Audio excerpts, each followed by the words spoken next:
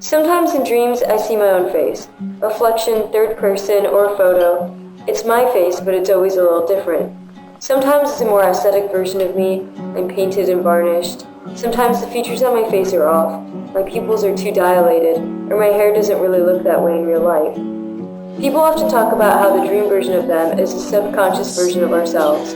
They usually detail a type of fight, mocking, even looking in the mirror and seeing a completely different expression. Sometimes the mirror you steps out of the glass and you wake up.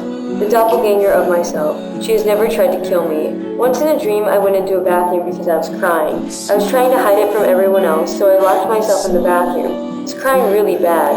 I saw the reflection. Tears running down my cheeks, red-faced and puffy. Snot dripped down my nose into my mouth. Then she turned into the moon.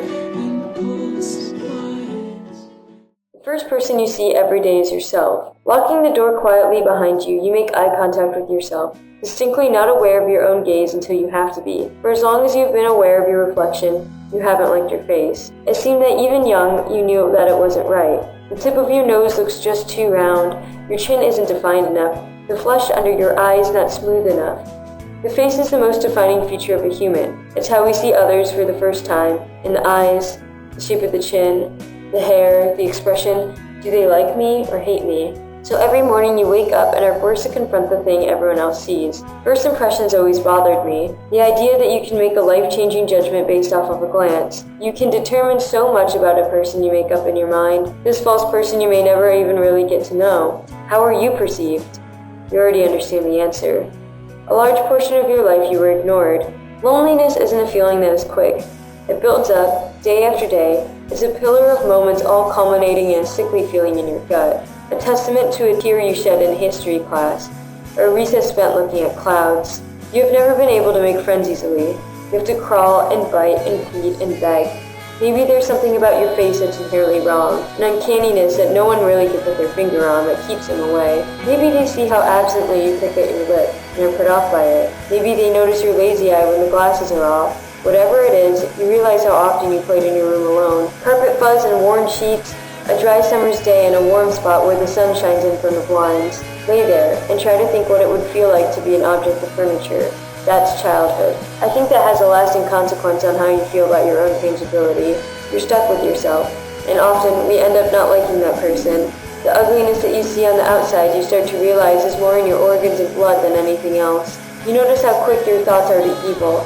How much hatred you store in your heart to people you don't even know. The reason why you look the way you do is because of your unpleasant insides. It's a barrier to protect ourselves from getting hurt. That this is all you that your face shows. Do they bubble up and fester slowly, or was it always there?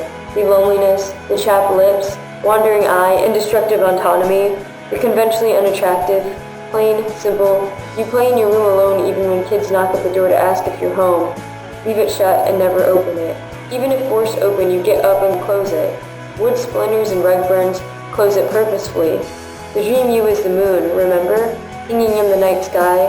It's alright that no one can see it. It just means you work harder. You learn the human psyche and how to make others feel important.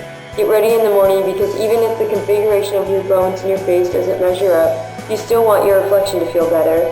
Brush the teeth that help feed you. Smile through it even if you get lines because it's something that should be worn with honor.